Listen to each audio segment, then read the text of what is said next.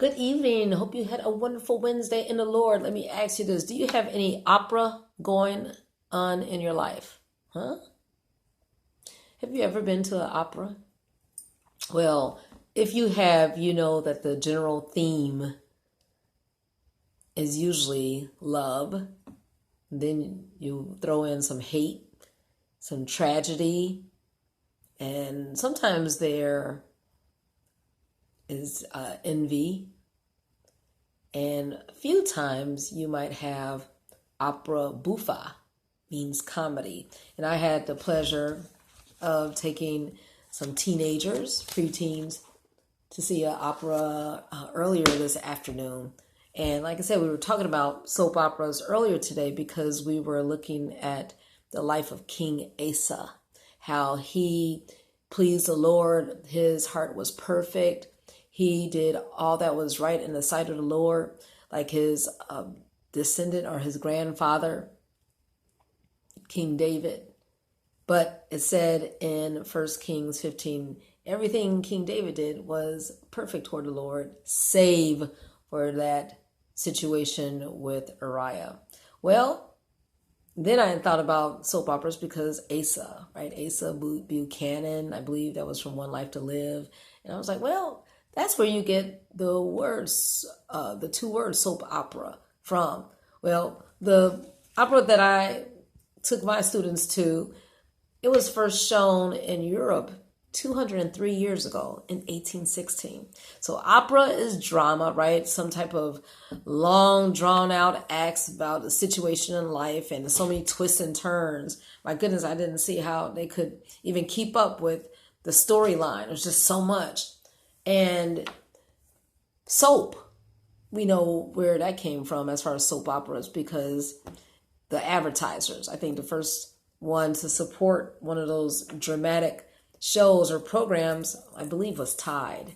And that's how they would, pay these dramatic programs. And that's where you got soap opera, Tide. Maybe it was bleach commercials or what have you.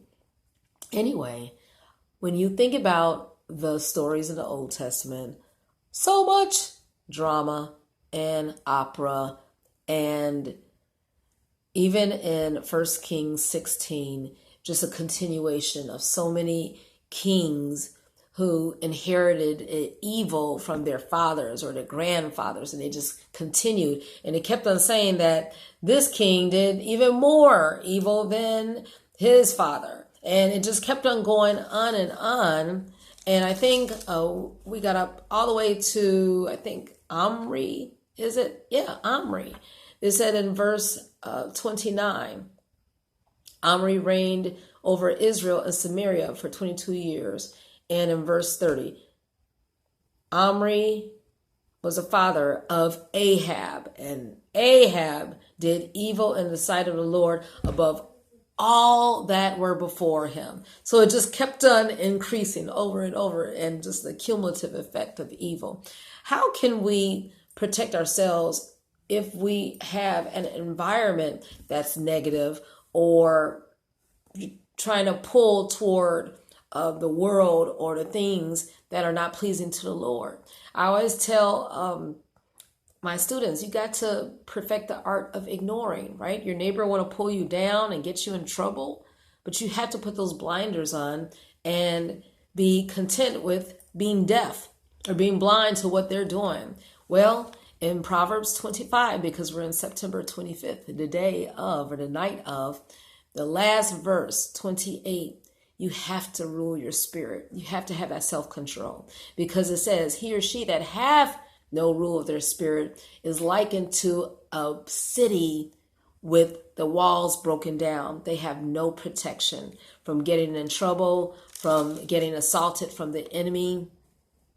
And you just lying wide open, right? Saying, come on, when we do not protect ourselves and ask the Lord to give us that type of power to put the walls up, to put the blinders up.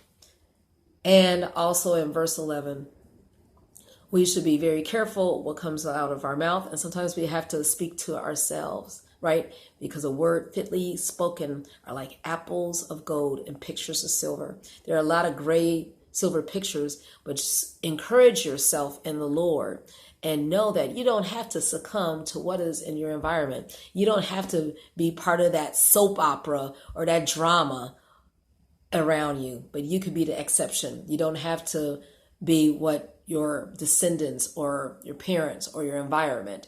You could be the one to come out of it. So have a good evening in the Lord, bask in the Lord's faithfulness, and know that he'll protect you from all the ploys of the enemy so you could keep your peace. Enjoy.